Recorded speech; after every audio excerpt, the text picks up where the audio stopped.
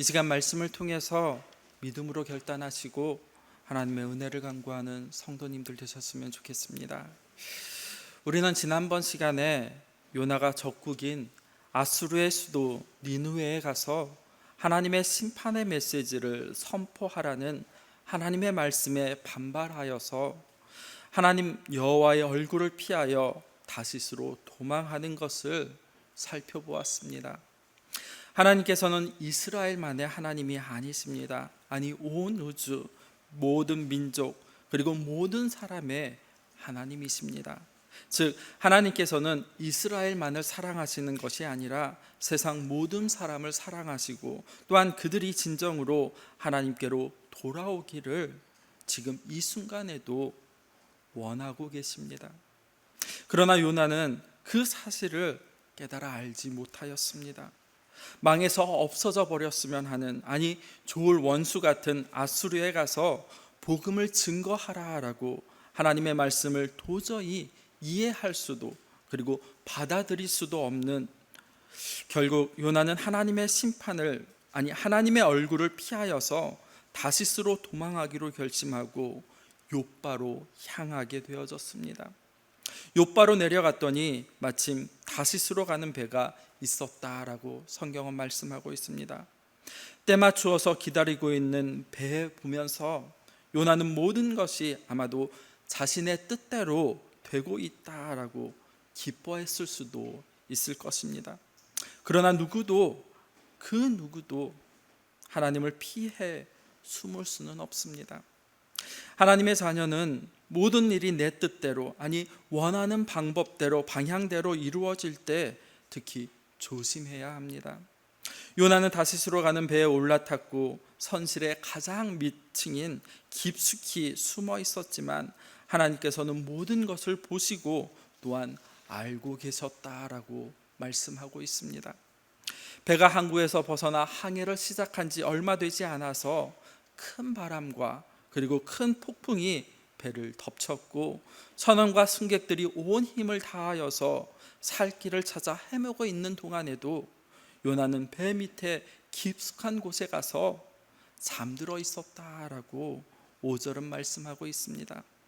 여기서 죽음과 같은 깊은 잠에 빠져 있는 요나에게 선장이 찾아와서 이렇게 이야기하였습니다. 6절 말씀에 보면 자는 자여 어찌함이냐, 일어나서 내 하나님께 구하라라고 그는 촉구하였습니다.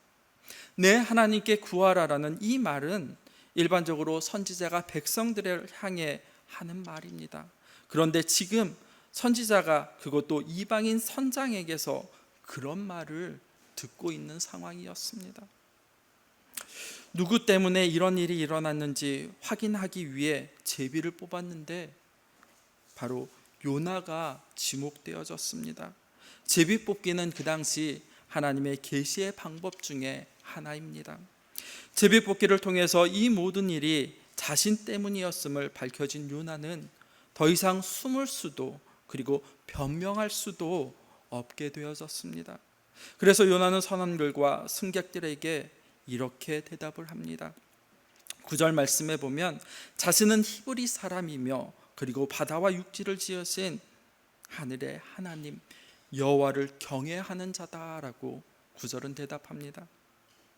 지금 요나의 입에서 자신이 하나님을 경외하는 자다라고 말하고 있지만 실상 요나 자신의 삶에서는 하나님을 경외함이 전혀 드러나 있지 못하다라는 사실입니다.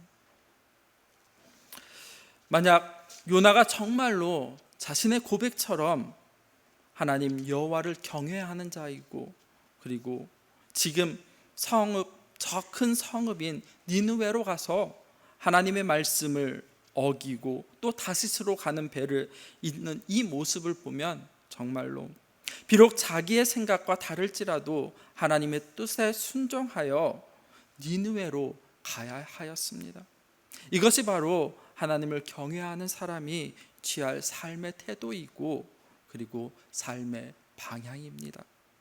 배에 있던 무리들의 이 모든 일이 요나가 하나님의 말씀에 불순종하여 일어난 일이라는 말을 듣고 어떻게 하였습니까? 10절 말씀에 보면 심히 두려워하여서 내가 어찌하여 그렇게 행하였느냐라고 비난과 책망을 퍼부었습니다. 이렇게 이야기를 나누고 있는 동안에 바다의 상황이 어떠합니까? 점점 더 나빠져 갔습니다. 왜? 모든 원인이 요나 때문이라는 것이 지금 밝혀졌음에도 불구하고 풍랑이 점점 더 흉흉하여져 가는 것입니까? 하나님의 목적은 단지 요나를 찾는 것이 아니었기 때문입니다. 하나님의 목적은 바로 요나가 다시스가 아닌 니느웨로 향하여서 하나님의 말씀을 선포하는 것이었습니다. 하나님은 집요한 분이십니다. 하나님은 하나님 당신의 뜻하신 바를 반드시 이루어내시는 분이십니다. 민수기 23장 19절 하반절 말씀에 보면 어찌 그 말씀하신 바를 행하지 아니하며 하신 말씀을 실행하지 않겠느냐라고 말씀하고 있습니다. 계속 거세지는 풍랑으로 인하여서 선원들은 두려워하며 다시 요나에게 이렇게 물어봅니다. 함께 11절 말씀 같이 한번 읽어보겠습니다. 요나 1장 11절 말씀입니다. 함께 읽겠습니다. 바다가 점점 흉용한지라 우리가 그에게 이르되 우리가 너를 어떻게 하여야 바다가 우리를 위하여 잔잔하겠느냐 하니. 요나는 하나님을 피하여 숨을 수 없다는 것을 너무나도 잘 알고 있었습니다. 요나는 하나님의 말씀에 따라 순종하는 길밖에 없음을, 아니 다른 길이 없다는 것도 너무도 잘 알고 있었습니다. 그렇다면 지금 요나가 어떤 자세로 취해야 하겠습니까? 하나님께서 니느웨로 가라고 명령하셨기 때문에 어떻게 해서든지 간에 니느웨에 가려고 노력해야 했다라는 것입니다. 그러나 요나는 어떻게 행동합니까? 이어 12절 말씀 같이 한번 읽어보겠습니다. 요나 1장 12절 말씀 함께 읽겠습니다. 그가 대답하되 나를 들어 바다에 던지라. 그리하면 바다가 너희를 위하여 잔잔하리라. 너희가 이 큰 폭풍을 만날 것이 나 때문인 줄 내가 아노라 하니라. 아멘. 요나가 지금 12절 말씀에 무엇이라고 대답합니까? 나를 들어서 바다에 던지라라고. 그렇게 하면 바다가 너희를 위하여서 잔잔하게 될 것이다 라고 지금 대답하고 있습니다. 요나의 이 대답이 무슨 뜻이겠습니까? 자기 때문에 지금 이러한 일들이 벌어졌고 자기가 죽더라도 이 사람들을 살려내겠다라고 그런 뜻에서 말을 한 것입니까? 안타깝게도 많은 주석가들은 요나 선지자의 이러한 태도, 즉 이러한 행동을 하나님을 향한 반항이라고 해석을 하고 있습니다. 아수르의 수도인 니느웨로 가라라고 하나님의 명령을 피하여서 다시스로 도망할 때 그때의 마음이, 아니 지금도 여전히 요나를 사로잡고 있었던 것입니다. 요나는 하나님의 눈을 피할 길이 없음을 알았기에 하나님께 항복은 하겠지만 그러나 절대로 복종할 마음이 없는 것이었습니다. 사전적인 정의는 이러합니다. 항복이란 상대편이나 적의 힘에 눌려 굴복함을 의미합니다. 반면에 복종은 명령이나 의사를 조금도 어긋남 없이 그대로 따르는 것을 의미합니다. 하나님은 요나를 사랑하셨기 때문에 요나에게 고통을 면제해 주지 않으십니다. 하나님께서는 요나의 삶에 바로 예수 그리스도의 십자가를 부과해 주셨습니다. 하나님께서 허락하시는 죽음은 요나의 내면 깊은 곳을 꿰뚫어 보는 것입니다. 여전히 요나 안에 살아 꿈틀대는 부분을 제거하심으로 말미암아 옛 본성을 완전히 죽음을 추구하신다라는 것입니다. 그래서 하나님께서는 요나에게 영적인 위안을 주는 모든 것을 거두는 방법을 요나로 시험케 하셨습니다. 그러나 오늘 본문에 보면 요나는 강하게 반항하고 있는 것을 볼 수가 있습니다. 어떻게 그 사실을 우리는 확인할 수가 있겠습니까? 모든 일이 자신 때문에 일어났다는 것을 확인하였음에도 요나는 하나님께 회개하지 아니하였습니다. 오히려 회개하는 것보다는 차라리 죽음을 선택하였다라고 성경은 대답하고 있습니다. 나를 들어 바다에 던지라라는 이 요나의 말은 바로 니느웨로 가서 하나님의 말씀을 전하느니 차라리 죽는 것이 더 낫다라는 요나의 반항인 것입니다. 그러나 하나님께서 찾으시는 것은 살아있어서 하나님의 명령을 따라 삶으로 실천하는 요나이지 죽은 요나가 아니었습니다. 선원들은 요나의 말대로 행동하지 아니하였습니다. 선원들은 힘껏 노를 저 정말로 배가 안전하게 육지로 향하도록 하려고 온 힘을 기울였습니다. 아마 선원들은 풍랑과 폭풍 속에서도 히브리인들이 믿는 여호와 하나님에 대한 큰 두려움이 생겼을 것입니다. 무슨 큰 죄를 지은 것도 아니고 단지 하나님의 말씀에 순종하지 아니하여 도망한 자를 찾으시려고 바다를 뒤엎으시고 또한 폭풍까지 보내셔서 기어이 요나를 찾으시는 그 하나님을, 그리고 그 두려우신 하나님의 선지자를 바다에 던졌다라는 것이 과연 옳은 일인지, 혹여나 그로 인하여서 더 큰 하나님의 진노를 사서 더 큰 어려움을 당할지 모르기 때문에 어떻게 해서든지 선원들은 노를 저어서 육지로 돌아가려고 했던 것 같습니다. 그러나 그러면 그럴수록 더 바다는 더욱더 흉흉해져 갔다라고 성경은 기록합니다. 하나님의 풍랑 가운데서도 인간적인 어떠한 노력과 힘씀이 아무런 소용이 없음을 우리는 13절에서 확인할 수 있습니다. 13절 말씀에 보면 그러나 그 사람들이 힘써 노를 저어 배를 육지에 돌리고자 하다가 바다가 그들을 향하여 점점 더 흉흉함으로 능히 못한지라 라고 기록하고 있습니다. 바다가 그들을 향하여 라는 표현은 요나로 인해 재앙이 다른 사람들, 즉 선원과 승객들에게 임하게 되었음을 강조하는 말입니다. 세상의 재앙은 세상이 하나님의 말씀을 떠나 죄 가운데 있기 때문에 일어난 일들이기도 합니다. 하지만 요나와 같이 하나님의 명령을 받은 사람들이 그 명령을 따라 살기를 거부하기 때문에 생겨나기도 한다라는 사실입니다. 요나는 죄로 가득한 세상 가운데에서 하나님의 거룩한 빛을 비추어내는 하나님의 사람으로 지금 부름을 받았습니다. 그런데 그 역할을 제대로 감당하지 아니하고 오히려 세상을 무너뜨리는 암덩어리와 같은 존재가 되어가고 있는 것입니다. 오늘 요나를 바라보면서 우리들 개개인의 모습, 우리 교회는 과연 이 세상에서 하나님의 빛을 비추어 내는 거룩한 존재로 살아가고 있는지, 아니면 오히려 세상을 하나님으로부터 점점 더 멀어지게 만들어 그런 존재가 되어지고 있지는 않는지 우리를 되돌아보아야 하겠습니다. 베드로전서 1장 15절 16절 말씀은 이렇게 기록하고 있습니다. 오직 너희를 부르신 거룩한 자처럼 너희도 모든 행실에 거룩한 자가 되라. 기록되었으되 내가 거룩하니 너희도 거룩할지어다 라고 하나님은 오늘도 우리에게 말씀하고 계십니다. 거룩한 존재로서 이 땅 가운데에서 빛과 소금의 역할을 감당하는 성도 여러분이 되셨으면 좋겠습니다. 함께 14절 말씀 같이 읽어보겠습니다. 요나서 1장 14절 말씀입니다. 같이 읽겠습니다.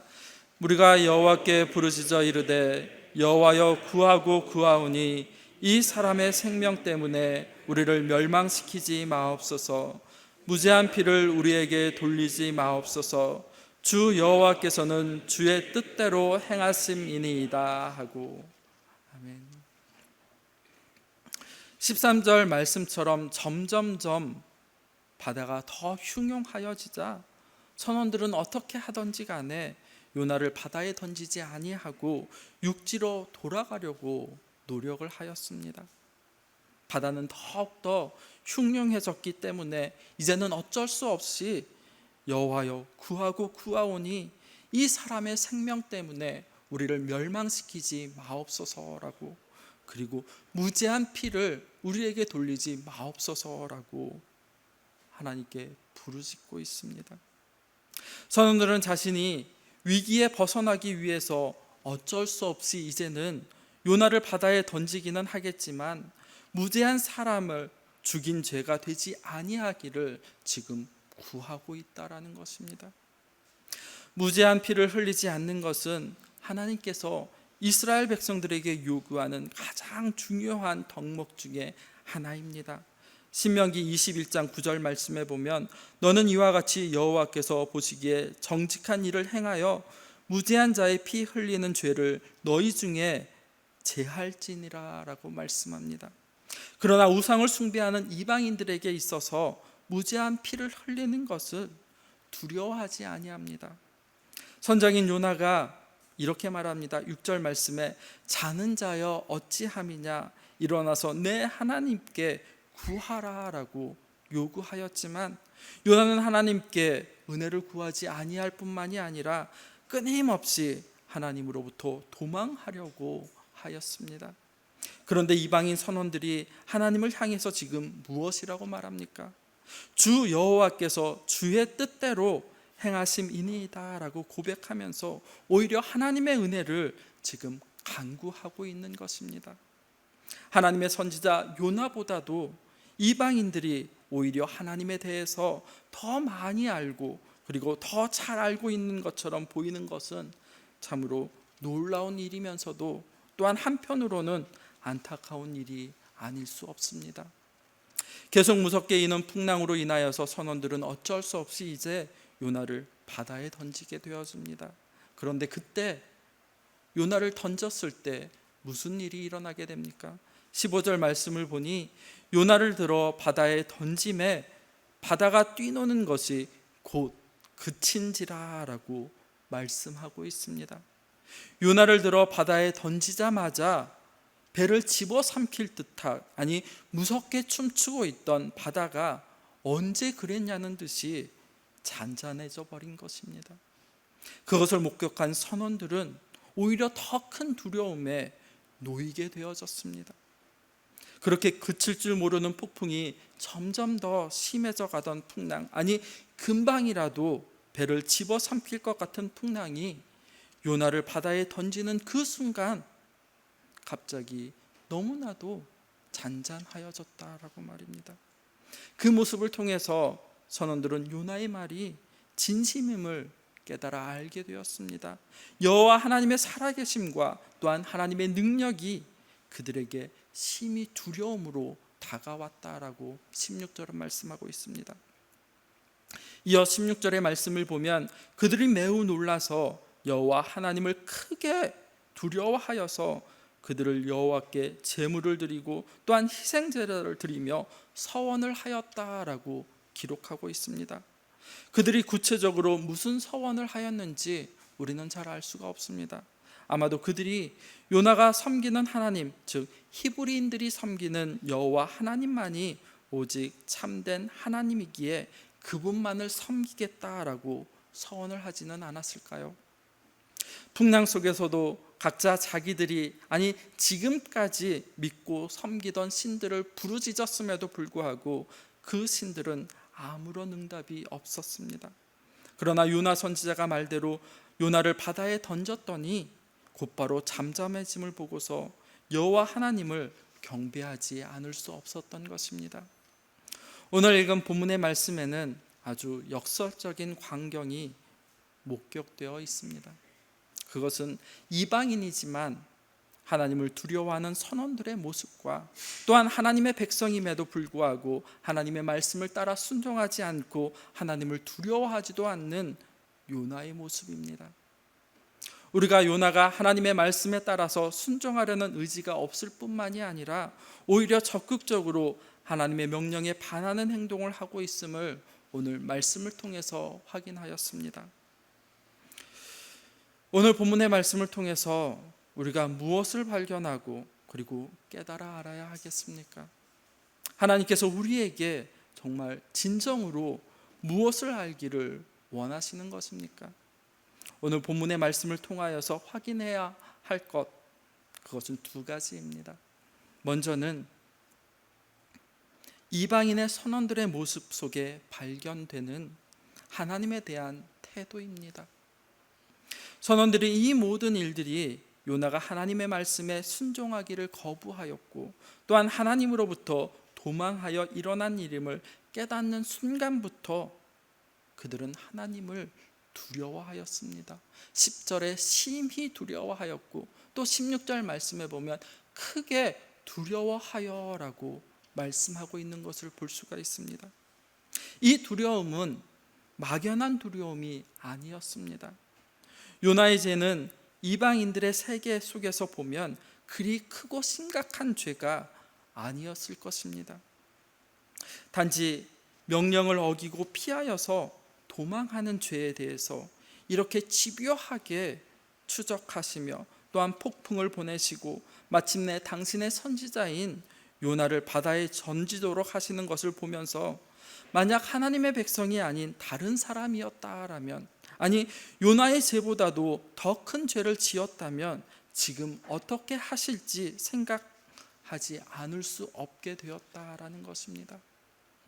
선원들은 하나님께서 요나에 대하시는 모습을 살펴보면서 하나님은 거룩하신 하나님이시며 또한 죄를 미워하시는 하나님이시고 기어이 하나님 당신의 뜻을 이루어 가시는 하나님이심을 깨달아 알게 되어졌습니다.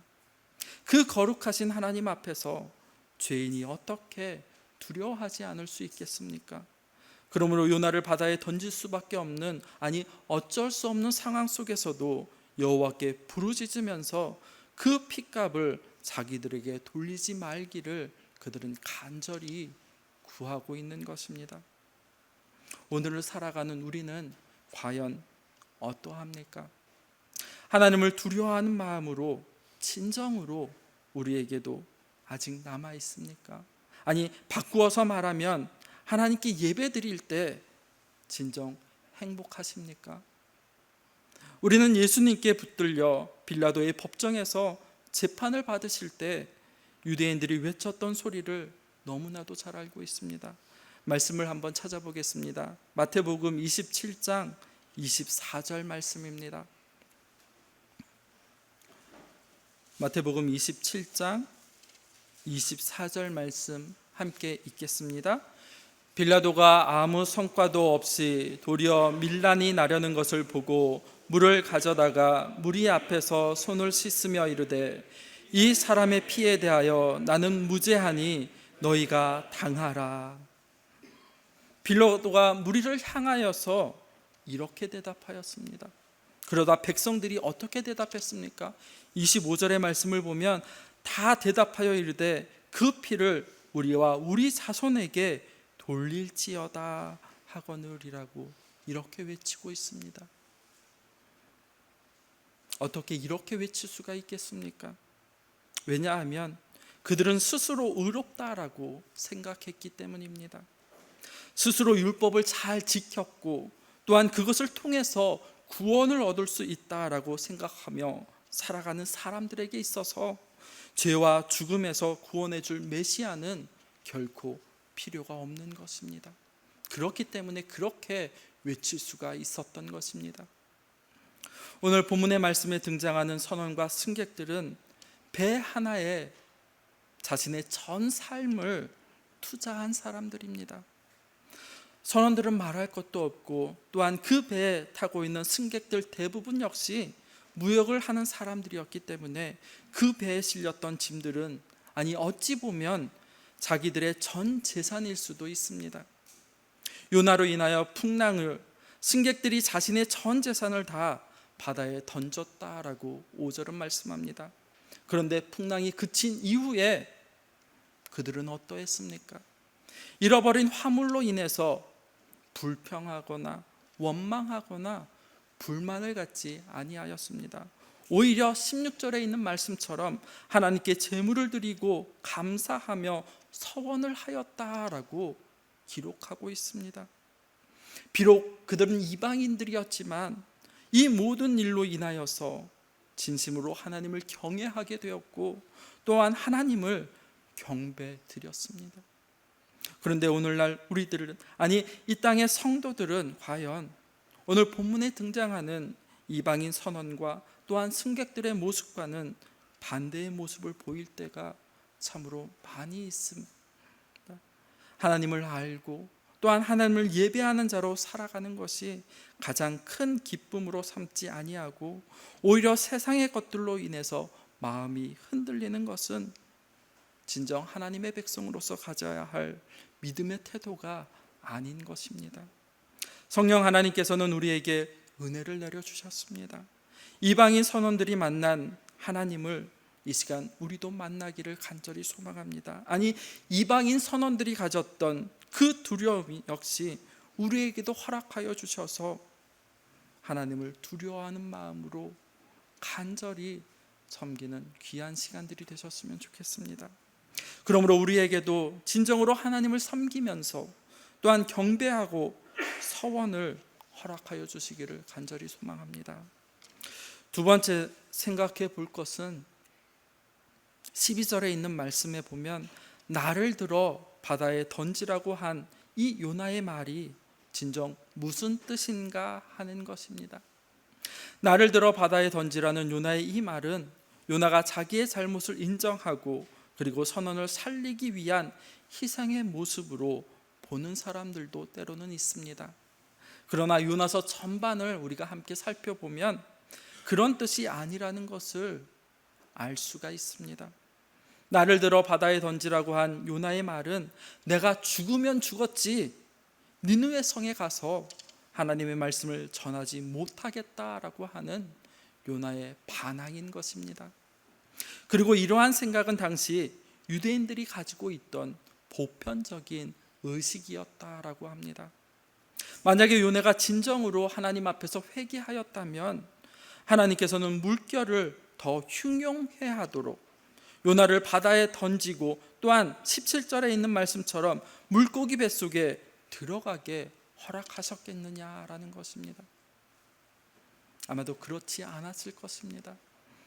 이미 깨닫고 회개하였다면 더 이상의 채찍이 필요가 없었을 것입니다. 하나님은 그런 분이 아니십니다.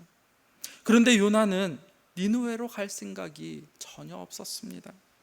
그래서 더 깊은 바다에 던져졌고 하나님께서 미리 예비한 큰 물고기 속에 2장 2절 말씀에 보면 수월의 뱃속에 삼켜지게 되는 것이었습니다.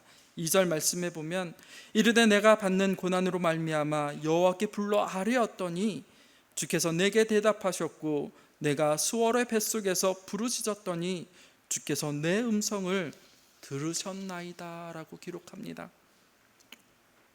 2절의 말씀을 통해서 요나는 이 물고기 뱃속을 수월의 뱃속이다 라고 부르고 있는 것을 우리는 말씀을 통해서 확인할 수가 있습니다. 불순종의 종착지가 어디입니까? 바로 수월입니다. 수월은 영적으로 형벌과 고난의 장소이기도 합니다. 그리고 요나가 물고기 뱃속에서 죽음과 같은 3일 밤낮을 머물러 있으면서 하나님께 회개하기는 하였습니다. 하지만 그 하나님의 말씀을 듣고 돌이켜 회개하여 니느웨 백성들에게 하나님께서 은혜를 베풀자 요나의 행동은 어떠하였습니까? 4장 1절과 2절 상반절 말씀에 보면 이렇게 기록하고 있습니다. 요나가 매우 싫어서 성내며 여호와께 기도하여 이르되 여호와여 내가 고국에 있을 때에 이러하겠다고 말씀하지 아니하였나이까? 그러므로 내가 빨리 다시스로 도망하였사오니라고 말하고 있습니다. 한마디로 말하면 이럴 줄 알아서, 아니 이 꼴 보기가 내가 정말로 싫어서 니느웨로 가지 아니하고 다시스로 도망했다라고 그는 이야기하고 있습니다. 3절 말씀에도 보면 이제 내 생명을 거두어 가소서 사는 것이 죽는 것보다 내게 나음이니이다 하니라고 오히려 하나님께 대드는 것을 볼 수가 있습니다. 이게 무슨 말입니까? 니느웨 백성들이 하나님의 은혜로 구원을 보는 것, 차라리 죽는 것이 더 낫다라고 그는 고백하고 있는 것입니다. 이것이 지금 선지자의 입에서, 아니 성도의 입에서 나올 이야기입니까? 그런데 요나의 모습이 진정 누구의 모습이겠습니까? 바로 오늘을 살아가는 우리들의 모습일 것입니다. 내 마음에 들면 죽자고 좋아하다가도, 또한 조금만 싫으면 죽자고 싫어하는 것이 우리들입니다. 수많은 사람들이 하나님의 은혜로 구원을 받은 것보다 오히려 요나처럼 자기 머리에 내리쬐는 햇빛을 가려줄 박노쿨 하나를 더 사랑하는 것이 바로 우리 인간의 모습입니다. 순전히 자기밖에 모른다라는 사실입니다. 요나도, 이스라엘도, 아니 그리고 오늘을 살아가는 저와 성도 여러분들도 요나와 같은 동일한 모습은 아닙니까? 오늘을 살아가는 성도들이 기대하는 하나님은 온 세상의 주인이 되어주시고 그리고 통치자가 되시는 하나님이 아니라 내 만족을 위해 존재하는 하나님인 경우가 참 많이 있는 것 같습니다. 그런 하나님은 성경이 말하는 하나님이 아니고 그저 내가 만든 하나님일 뿐입니다. 하나님께서는 거룩한 자기의 영광과 그리고 거룩하신 자기의 이름을 위하여 지금도 일하고 계십니다. 그런데 우리는 죄악된 우리의 영광과 또한 죄악된 우리의 이름을 위하여 이 땅 가운데 살아가고 있으니 이것이 바로 우상 숭배의 모습입니다. 우리는 요나서를 통하여서 인간의 죄가 무엇인지를 진정 바라보게 됩니다. 선지자가 이러한 모습이라면 다른 사람은 더하면 더하였지 선지자보다 결코 나을 수는 없을 것입니다. 그러므로 하나님께서는 요나 선지자를 통하여서 이스라엘을 회개하게 하시며 또한 오늘날 저와 성도 여러분들을 회개의 자리로 떠미시는 것입니다. 오늘 우리에게 필요한 것이 진정으로 무엇이겠습니까? 불순종의 다시스의 길을 돌이켜서 이제는 하나님의 뜻이 있는 니느웨의 길로 순종하며 따라가는 것입니다. 변장과 변질의 악순환을 반복하고 있는 나의 불순종에 대한 단호한 결단이 서야 할 것입니다.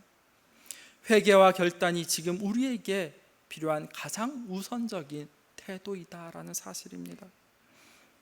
만약 이 말씀을 듣고 있는 성도 여러분 가운데 혹여나 요나와 같이 불순종의 길을 걷고 있는 성도가 있다면 말씀처럼 나의 삶에 거친 풍랑이 다가오기 전에, 그래서 그 모든 것이 깨어져 버리기 전에, 즉 세상 사람들의 조소가 오기 전에, 세상 사람들에게 제비 뽑혀서 부끄러움을 당하기 전에, 아니 물고기 뱃속이라는 수월의 자리에 내려가기 전에 진정으로 불순종의 길에서 돌이킬 수 있기를 간절히 소망합니다.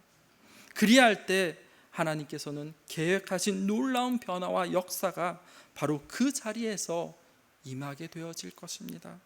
오늘 내 삶의 모든 환경을 통해서 말씀하시는 하나님의 음성에 귀를 기울이시고 또한 즉시 순종의 길을 힘차게 내딛는 저와 성도 여러분이 되셨으면 좋겠습니다. 기도하겠습니다. 순종의 자리로 나아가도록 예비하시고 이끄시는 하나님 아버지, 은혜와 사랑을 감사드립니다. 하나님의 뜻을 바르게 깨달아 알게 하시고 이제 불순종의 자리를 박차고 일어나 순종의 자리에 서기를 간절히 소망합니다. 이 세상에 하나님의 빛을 비추는 거룩한 존재로 살아갈 수 있도록 성령님 우리를 이끌어 주옵소서. 예수님의 이름으로 기도드립니다. 아멘.